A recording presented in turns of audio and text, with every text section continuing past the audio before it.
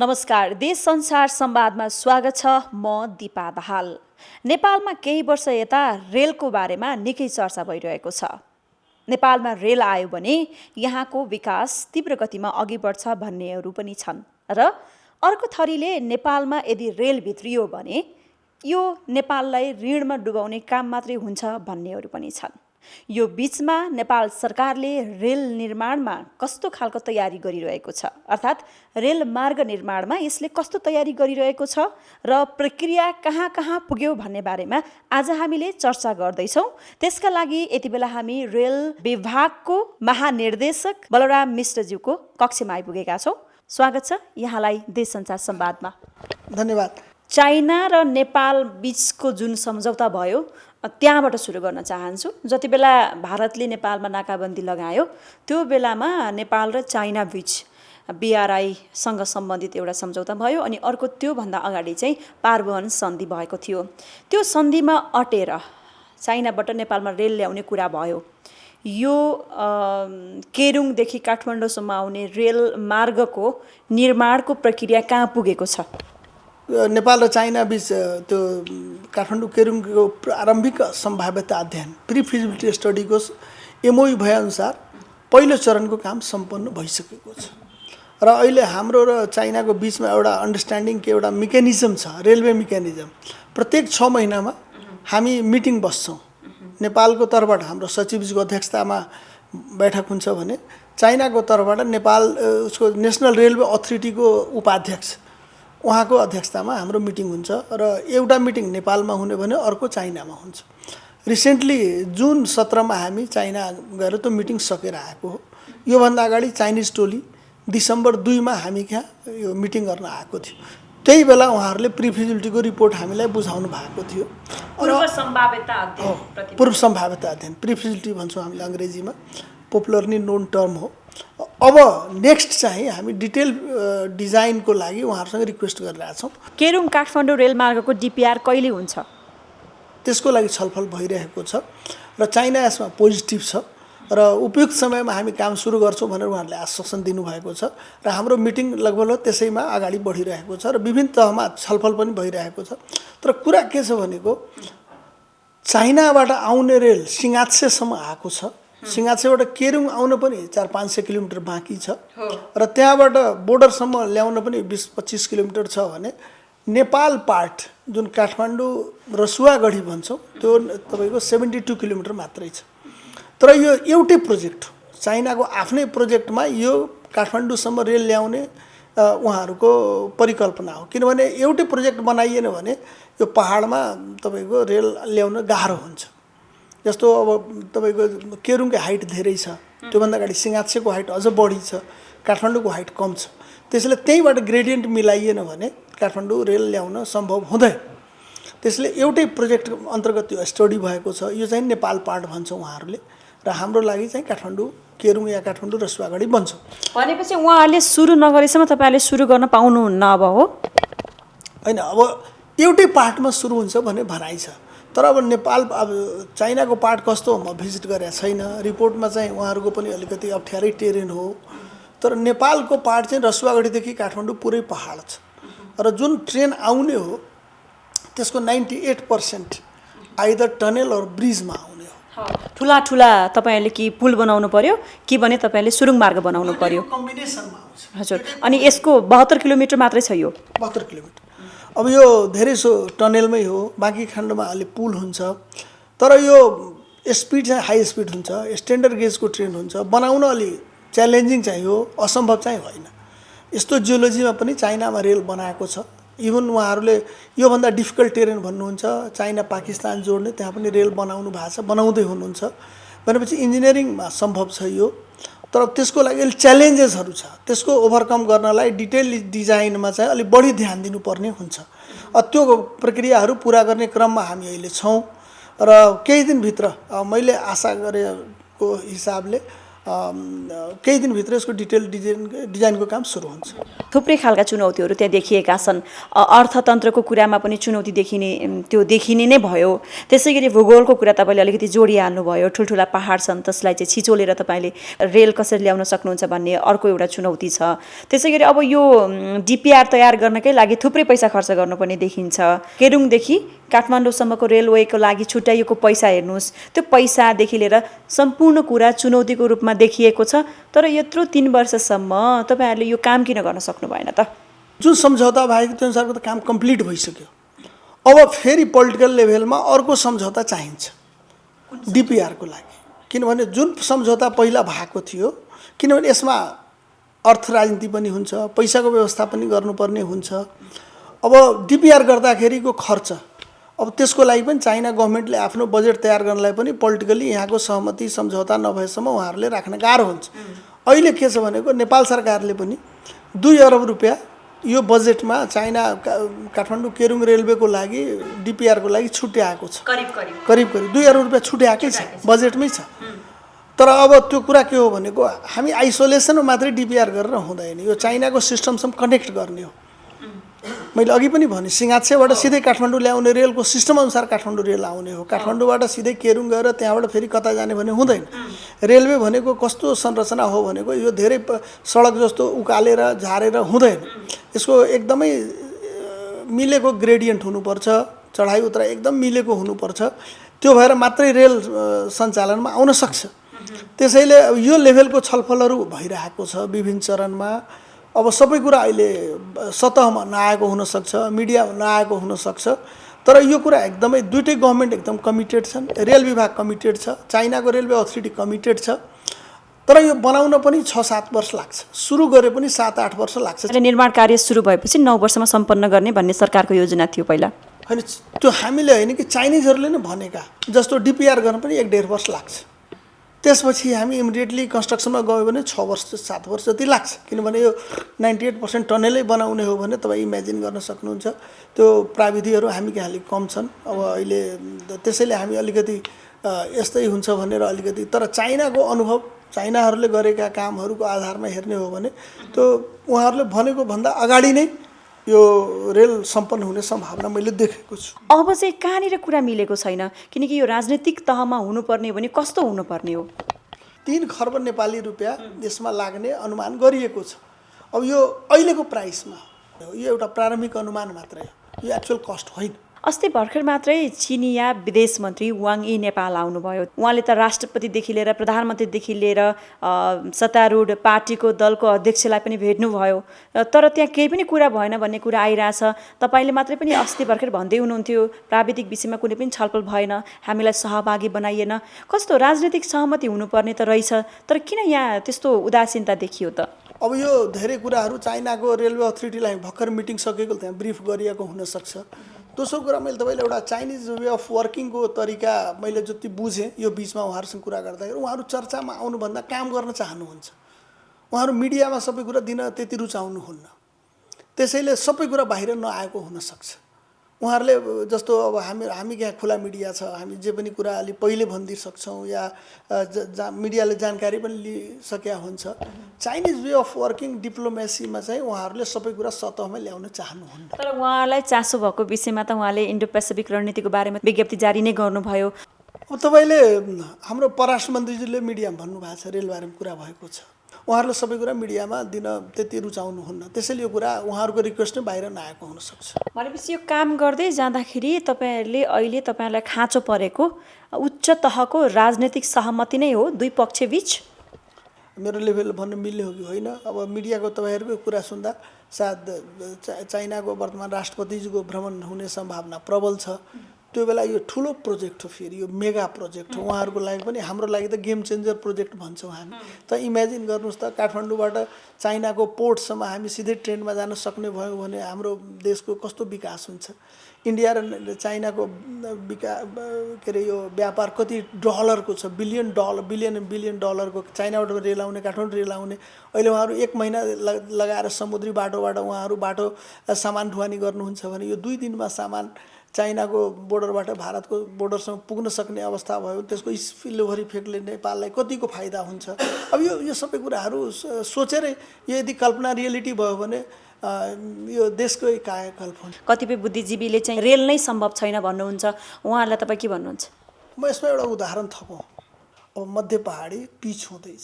अब हाम्रो नेपाल सरकारको अहिलेको टार्गेट आगामी 3 वर्षभित्र 1700 किलोमिटर पिच गरेर र देशको सफलतम प्रोजेक्ट हो र त्यसले पहाडको मुहारी फेरिसके। तपाईँले सुन्नुभयो होला, अब उल्टो माइग्रेसन भइरहेछ। पहिला पहाडबाट मान्छे तराई झरेका थिए, अब मान्छे तराईबाट उल्टो पहाडतिर जहाँ आफ्नो जग्गा जमिन छोडेर आउनु भएको थियो त्यहाँ फर्किराख्नु भएको छ भन्दाखेरि यो सो कल्ड विज्ञहरूको कुरा म विश्वास गर्दिनँ। भनेपछि यो सम्भव छ? एकदम सम्भव छ। इन्जिनियरिङमा यो तपाईँले देखिसक्नुभयो त, हामी वरिपरि हेर्दैछौँ चाइनाले कस्तो ठाउँ पुल बनाइरहेछ, कस्तो ठाउँ पहाड मतलब रेलवे बनाइरहेछ। जापानले समुद्रभित्र रेलवे बनाएर कहाँ कहाँ पुर्याइसक्यो। Euro tunnel बनिसक्यो। विश्वमा युरोपको पुरै भूभागमा एउटै रेल सिस्टम चलिरहेछ। यो भने हामी नेपालमा यस्तो नेगेटिभ कुरा किन गर्छौँ? त्यसो भए नेपाल सरकारले 3 खरब रुपैयाँ जुटाउन सक्छ? विकासको मोडेल मात्रै दिनुपर्छ, पैसा प्रब्लम हुँदैन। पैसा यहीँ छ, यहीँको पैसाबाट पनि आन्तरिक लगानी गर्न सकिन्छ, विभिन्न तरिकाको मोडेल अपनाउन सकिन्छ, बन्ड जारी गर्न सकिन्छ, बाइलेटरल र अरू मल्टिलेटरल उसबाट लोन लिन सकिन्छ, इन्जिनियरिङका अहिलेका प्रोक्युरमेन्टका विभिन्न प्रक्रियाहरू पुरा गरेर इपिसिएफ मोडेलमा जान सकिन्छ हुन्छ र हाम्रै जिन्दगीमा हामी काठमाडौँ केरुङ रेल चढ्न पाउँछौँ भन्ने मैले विश्वास लिएको छु। भारतले हामीलाई रेल निर्माणमा सघाउने भन्यो। हुन त यसअगाडि पनि थुप्रै खालको सम्झौताहरू भएको छ। खास गरी रक्सौलबाट काठमाडौँ रेल कहिले आउँछ? बिमस्टेकको बैठक हुँदाखेरि दुईटा प्रधानमन्त्रीको बिच सहमति भएर त्यो सम्झौता भएको थियो। 1 वर्षभित्र त्यो रिपोर्ट पनि तयार भयो, सम्झौता काम पनि अगाडि बढ्यो। आएर यो 4 सेप्टेम्बरमा हाम्रो यो जुन परामर्शदाता टिम हो भारतको, त्यो आएर हाम्रो मन्त्रालयमा त्यसको सबै प्रेजेन्टेसन गरेर पनि जानुभयो। अब त्यो अनुसार काठमाडौँबाट रक्सौल आउन 135 किलोमिटरमा काठमाडौँ रक्सौल ट्रेन आउँछ। त्यसमध्ये 140 किलोमिटर सुरुङ मार्ग हुन्छ र त्यो 140 किलोमिटरमा डबल लेन हुन्छ हाम्रो। त्यो दुईटा टनल खन्नुपर्छ, किनभने ठुलो टनल भएपछि त्यो एउटा सेफ्टी टनल खन्नुपर्ने हुन्छ भनेपछि त्यसको लागत पनि तपाईँको 2 खर्ब चाहन्छन् अहिलेको प्रारम्भिक अध्ययनले देखाएको छ 135 किलोमिटरको लागि। अब त्यसको डिपिआरको लागि हामी केही दिनभित्र भारत सरकारलाई अनुरोध गर्ने क्रममा छौँ र उहाँहरूसँग छलफल हुँदाखेरि, प्रारम्भिक छलफल हुँदाखेरि भारत सरकारका जुन यहाँ एम्बेसी छ उहाँहरू एकदम पोजिटिभ हुनुहुन्छ र हामी होप गरौँ 1 वर्षभित्र त्यसको डिपिआर तयार हुन्छ। र कहिले सुरु हुन्छ डिपिआर? अब यो भनेको कुरा अब सर्टेन यो प्रोसिड्युरल कुरा हुन्, डेट भन्न मैले गाह्रो हुन्छ, तर लेट्स होप कि आगामी 2-4 महिनाभित्र डिपिआर काम सुरु हुन्छ। रेल विभागले नेपालभित्रको भूभाग जोड्नलाई, खास गरिकन प्रदेशबाट पूर्वदेखि पश्चिमसम्म जोड्नको लागि अन्य खालको तयारी के गरेको छ? पूर्वको काकडभिट्टाबाट पश्चिमको गड्डा चौकी विभिन्न तराईका सबै सहर मोस्टली जोड्दै जाने, नजोडिने सडकलाई लिङ्क रेलबाट जोडिने गरेर हो। त्यो पूर्व पश्चिम सिधै जाँदा 945 किलोमिटर हुँदो रहेछ। त्यसको लागि पुरै डिपिआर तयार भइसकेको छ भने बर्दिवासदेखि हामीले निजगढसम्मको रेलवे लाइनको काम पनि सुरु गरिसकेका छौँ। अहिले यो रेल विभागले नै काम अगाडि बढाइसकेको छ। त्यसको पार्सियल कामहरू बढिसकेको छ र भइ पनि रहेछ। सबै पुलको काम अगाडि बढेको छ। त्यसमध्ये पर्ने ठुल्ठुला पुलहरूको काम पनि अगाडि बढेको छ भने ट्र्याकबेड भन्छौँ हामी, रेल लिक ओछ्याउनुभन्दा अगाडिसम्मको पुरै तयारी गर्ने काम अगाडि बढेको छ। त्यसपछि तपाईँको यो काठमाडौँ पोखरा, त्यो अर्को टुरिस्ट प्लेस पोखरा लुम्बिनी, त्यसको पनि प्रारम्भिक अध्ययनहरू काम अगाडि बढाइएको छ र त्यो रिपोर्टहरू प्राप्त भइसकेका छन् र अहिले यो अध्ययन अनुसन्धानको काम अगाडि बढेपछि सर्टेन काम ठाउँहरू हामीले कन्स्ट्रक्सन काममै लगी पनि भने त्यो सुरु गरेका छौँ। यी अध्ययनहरू त धेरै पहिला सुरु भएको अनि अब त अलिकति देखिने गरिकन काम हुनुपर्ने होइन र? जस्तो रोड भनेको तपाईँले जेनरल साथीहरूलाई सोध्नुहुन्छ भने रुलिङ ग्रेडियन्ट 7% भन्छन्। भन्दाखेरि नर्मली 7%सम्मको रोडको चढाइ उत्राइ भयो भने त्यसलाई राम्रो मानिन्छ, त्यसमा इजी ट्राफिक गोइङ हुन्छ। रेलमा चाहिँ 1 देखि 2% हुन्छ भनेपछि तपाईँ इमेजिन गर्नु रेल। त्यसपछि सडकको घुमाउने मोड जुन हुन्छ त्यो 10 मिटर रनिङ रेडियस 20-50 100 मिटर भनेको राम्रो रेडियस भन्छ। यसको 3000 मिटरको रेडियस भएपछि मात्रै रेडियस मतलब राम्रोसित ट्रेन स्मुथली घुम्छ भन्दाखेरि यसको सबै कुरा अलि फरक छ। अब रेलवेको रोडको अलिकति डिजाइन टेक्निकल डिजाइनको कुरा गरेँ मैले। रोडको एक्सल लोड तपाईँले साथीहरूलाई बुझ्नुहुन्छ भने जुन एउटा चक्कामा पर्ने लोडलाई एक्सल लोड भन्छ, त्यो 10 टन हो भने रेलवेको 25 टन हुन्छ भन्दाखेरि यो हिसाबले सबै कुराको संरचनाहरू कति गुणा बढाउनु पर्ने हुन्छ। त्यसले गर्दा यसको डिजाइन, यसको तयारी, अर्को रोड भनेको 5 किलोमिटर बन्यो मोटर चलिहाल्छ, पब्लिकले मोटर चलाइहाल्छ। रेलवेमा सबै सिस्टम आफै इन हाउस हुनुपर्छ। धेरै कुरा अध्ययन हुन्छन् अनि कागजमा सीमित हुन्छन्, हामीले देखिने गरेर हामीले महसुस गर्ने गरेर काम भएको देखिँदैन। अहिले देखिएको त त्यही अहिले जयनगरदेखि कुर्थासम्मको रेलवे हो हैन, त्योभन्दा बाहेक अरू त काम देखिएको छैन। त्यसपछि अब त्यो कसरी अगाडि बढ्छ त, कहिले बढ्छ? मैले अघि पनि भने नेपाल सरकारले आफै पनि 70 किलोमिटर रेलवे लाइनको काम अगाडि बढाएको छ। 15वटा पुल, ठुल्ठुला पुल तराईको हामी बनाउँदैछौँ, अहिले सुरु भइसक्यो। रेलवे ट्र्याकको सम्पूर्ण कामको टेन्डर भएर अगाडि बढिसक्यो भनेपछि जटिलता कहाँ छ भनेको रेल मार्गको आफ्नो 1 इन्ची जग्गा छैन। नयाँ जग्गा अधिग्रहण भनेको नेपालमा वन जङ्गलको समस्याहरू धेरै च्यालेन्जिङ कुराहरू, त्यसको ओभरकम गर्न पनि केही समय लाग्छ। त्यसको EIA IE को सबै अध्ययनहरू पनि सँगसँगै भइरहेको छ। त्यो भएर पनि हुँदैन, त्यसको स्वीकृतिको पनि अलिकति जटिल प्रक्रिया छ। त्यो वातावरण मन्त्रालय, वन मन्त्रालय, धेरै मन्त्रालयहरूसँग कोअर्डिनेसन गरेर त्यो पनि हामी गरिरहेछौँ। अब यो सतहमा देखिनु भन्दा जस्तो एउटा लुगा सिलाउने काम हुन्छ, त्यो कहाँ बन्छ, के बन्छ, कटिङ हुन्छ, लगाउने बेलामा मोडलले टकटक लगाएर हिँड्छ, त्यो बेला चाहिँ अहिले केही ठाउँमा आएको छ। जस्तो कि जनकपुर जयनगर कुर्था ट्रेन चल्ने नै भइसक्यो र हामी आगामी 3 वर्षमा हामी निजगढसम्म रेल पुर्याउँछौँ भने हाम्रो टार्गेट हो। त्यसको लागि त तपाईँहरूले समन्वय गर्नुपर्ने होला। अघि तपाईँले कुरा निकाल्नुभयो, जङ्गलको कुरा छ, अधिग्रहणको कुरा छ, अब यहाँ चाहिँ कति समन्वय भइरहेछ त? एकदम भइरहेछ नि। त्यो नभइकन त ग्राउन्डमा कामै गर्न सकिँदैन नि। 3 जिल्लाको सबै जग्गा अधिग्रहण गर्ने काम हामीले अगाडि बढाइसक्यौँ। वन जङ्गलको काम पनि अगाडि बढिसकेको छ, कटान गर्ने काम पनि सबै भइरहेको छ। त्यो फिल्डमै काम सुरु भइसक्यो। मैले तयारीको क्रममा त्यो कुराहरू जटिलता थियो, त्यो कुराहरू अगाडि बढेको छ। र अरू ठाउँमा सरकारले अहिले म्यान्डेट नदिएकोले हामी अगाडि बढाउन सकेका छैनौँ। त क्लियरली भन्दाखेरि रेल कहाँ तपाईँहरूले अगाडि बढाउन सक्नु भएको छैन त्यो म्यान्डेट? अब पूर्व पश्चिम रेलमार्ग त पुरा DPR तयार छ अनि सरकारले अब यसको लगानी खोजिदिनु पऱ्यो नि त। अब 10 खर्ब लगानी हुन्छ, 8 खर्ब लगानी हुन्छ, त्यसको लागि त तयारी गरिदिनु पऱ्यो नि त। सरकारसँग लगानी गर्ने क्षमता छैन? मैले यो कुरा कसरी भन्न सक्छु? तपाईँले यो कुरा त अर्थ मन्त्रालय राष्ट्रिय योजना आयोगमा गएर सोध्नुपर्ने हुन्छ। म त यहाँ कार्यान्वयन गर्ने क्या, मलाई दिएको पैसा यो, बजेट यो, नीति यो, कार्यक्रम यो अनुसार काम गर्ने हो। यो काम गर भनेर गर्ने हो। हामीले सरकारले रिक्वेस्ट गर्ने, यो काम हामी अगाडि बढाउन खोजेका छौँ, सरकारको साधन स्रोतले भ्यासम्म गर्ने हो। भनेपछि अहिले बजेट अभावको कारणले गर्दा पूर्व पश्चिम रेल मार्गको DPR भइसकेपछि पनि काम हुन सकेका छैन? यस, एक्ज्याक्टली। बजेट भयो भने यो काम अगाडि बढ्छ। अनि माथिल्लो तहमा त हामीले रेल अब छिट्टै नै ल्याउँदैछौँ, छिट्टै नेपाली जनताले चाहिँ रेल चढ्दैछन् भनेर उहाँहरूले भाषण गरे हुनुहुन्छ, तल त बजेट पठाउन सक्नु भएको रहेछ त? होइन, अब रेल चढ्ने त मैले भने नि, भारत सरकारले बनाएको ठाउँमा त रेल चढ्ने भइसक्यो होइन, अरूले बनाएको। अनि यो अब पूर्व पश्चिम रेलमार्गमै अघि पनि भने खर्बौँ लगानी छ, काठमाडौँ रक्सौलमा खर्बौँ लगानी छ, काठमाडौँ केरुङमा खर्बौँ लगानी छ। अब यसको लागि त सरकारले मल्टिल्याटरली, बाइल्याटरली, इन्टरनली बजेट बन्दोबस्त गर्नु पर्यो नि त। हाम्रो तयारी पुरा भइसकेको छ। रेल विभागलाई दोष लाउन पाइँदैन, हामीलाई जिम्मेवारी दिएर हामी गर्न तयार छौँ। यो मेट्रोको काम कहाँ पुर्याउनु भएको छ? मेट्रोको लागि हामीले रेल विभागको गठन भएदेखि नै हामी यो रेलको कहाँ यो विकास गर्न सकिन्छ, केले गर्दा इजिनेस हुनसक्छ। काठमाडौँ उपत्यकाको पपुलेसन अहिले 40 देखि 50 लाखको हाराहारीमा पुग्यो। यो भनेको अलिकति कस्तो पपुलेसन हो भनेको यसलाई अब यो मास ट्रान्सपोर्ट नलइकन यसको सहजता हुँदैन। तपाईँ टाइममा कहीँ पुग्न सक्नुहुन्न।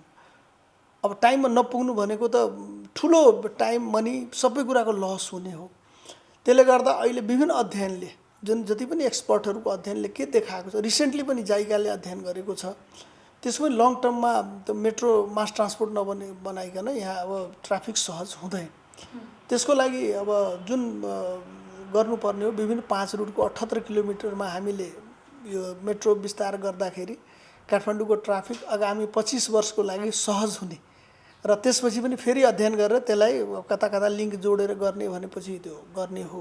कहाँ कहाँ तपाईँहरूले रुट निर्धारण गर्नुभएको छ? अब अहिले रुट निर्धारण गरेको हामीले यो बुढालीगण्डदेखि खोकनासम्म, त्यसपछि तपाईँको नागढुङ्गादेखि धोलीखेलसम्म, त्यता यो जोरपाटीदेखि उता के भन्छ हाम्रो जाउलाखेलसम्म, अनि यस्तै विभिन्न रुटहरू हामीले यो आइडेन्टिफाई गरेका छौँ। त्यो रुट जुन मेन रुट हो अहिलेको काठमाडौँको ट्राफिक फ्लो हुने, अनि यो जस्तो भक्तपुरसम्म जोड्दाखेरि त्यो आइ नै हाल्यो। जति मेन रुट छ त्यो सबैमा हामीले मेट्रोको प्लानिङ गरेका छौँ। अब यसको केही पार्ट अब डिपिआरको क्रममा छौँ हामी। जस्तो 42 किलोमिटरको डिपिआर अहिले नेपाल लगानी बोर्डले पनि केही यो विभिन्न मोडलमा काम गरिरहेको छ। नागढुङ्गादेखि धुलीखेलसम्मको डिपिआर उहाँहरूले गर्ने काम गरिराख्नु भएको छ भने यो बुढालीगण्डदेखि खोकनासम्मको हामी गर्दैछौँ। अरूको अहिले सुरु भएको छैन। अब सरकारले अहिले जति मैले भनिहालेँ जुन म्यान्डेट हुन्छ त्यही हिसाबले काम गर्ने हो र त्यसको चाहिँ प्रारम्भिक चरणमै छ। अहिले कन्सल्टेन्ट छनौट डिपिआरको कन्सल्टेन्ट छनौटको क्रममा छ। यो सम्भव छ? जस्तो उपत्यकाको संरचना हेर्ने हो भने यहाँ अब विभिन्न पुरातात्विक सम्पदाहरू छन्, विश्व सम्पदामा परेका सम्पदाहरू पनि छन् र सँगसँगै यहाँको भूगोल पनि एकदमै माटो पनि कमजोर छ भनिएको छ। यस्तो अवस्थामा यहाँ मेट्रो चाहिँ चलाउन हामी कति सम्भव देख्छौँ? मैले अघि पनि भने सिभिल इन्जिनियरिङ भनेको त्यो सबै कुराको इलाज छ कि समुद्र मुनि, पहाड मुनि, त्यो एकदम ठुलो ठुलो जहाँ गर्ज छ त्यहाँ ठुलो पुल बनाएर, अब जहाँ आवश्यक छ हामी माथि जान्छौँ, जहाँ सकिँदैन जहाँ ठुलो सम्पदा त हामी जमिन मुनि जान्छौँ। प्रायः जसो ठुलो सहरहरूमा सबै जसो मेट्रो ट्रेन त जमिन मुनि जाँदो रहेछ। जमिन मुनि जाँदाखेरि त कसैलाई केही डिस्टर्बेन्स भएन, अलिक कस्ट मात्रै बढी लाग्ने हो। अब यो एलिभेटेड स्ट्रक्चरमा जान्छ। मेट्रोको त आफ्नो जहाँ जस्तो आवश्यकता जमिन प्राप्त हुन्छ, जग्गा प्राप्त हुन्छ, जस्तो टेरेन प्राप्त हुन्छ त्यही हिसाबले डिजाइन गर्ने हो। अब त्यो डिटेल डिजाइन आएपछि मात्रै थाहा हुन्छ त्यो कहाँ टनेल हुन्छ, कहाँ ओभरहेड हुन्छ, कहाँ जमिन माथि जान्छ। अब त्यो सबै कुराको विचार गरेर गरिन्छ। कति लगानी लाग्छ यसमा? त्यो पनि त तपाईँहरूले तयार गर्नुभएको छ होला नि त? अब यस्तो छ, अब मेट्रो गर्ने हो भने मेट्रोको अलिक कस्ट बढी छ, किनभने यो सहरभित्र गर्ने हो।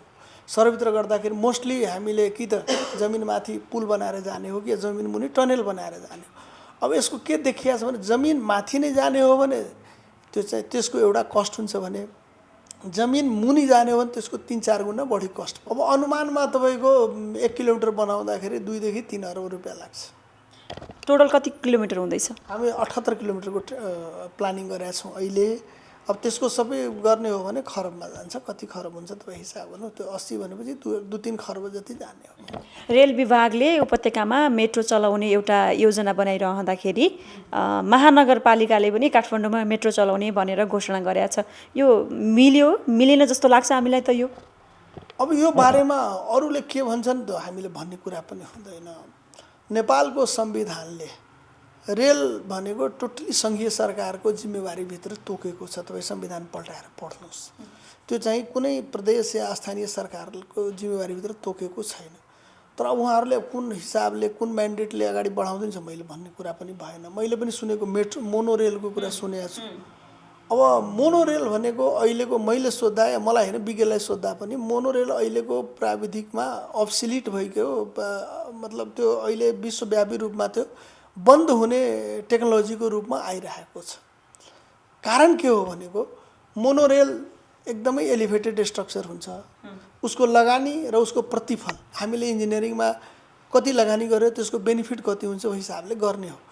मोनोरेलको त्यसलाई मास ट्रान्सपोर्टमा गनिँदैन अहिले, त्यो मिडियम ट्रान्सपोर्ट हो। जस्तो 2-3टा बसको प्यासेन्जर मात्रै त्यसमा ओहोरदोहोर गर्न सक्छन्। त्यसले हाम्रो ट्राफिकको धेरै समस्या समाधान गर्दैन। मेट्रोमा एकचोटिमा 500 मान्छे ट्राभल गर्न सक्छन् भन्दाखेरि 10वटा बसको प्यासेन्जर एकचोटि, र मेट्रो भनेको कहीँ अब्स्ट्रक्सन बिना जाने हो।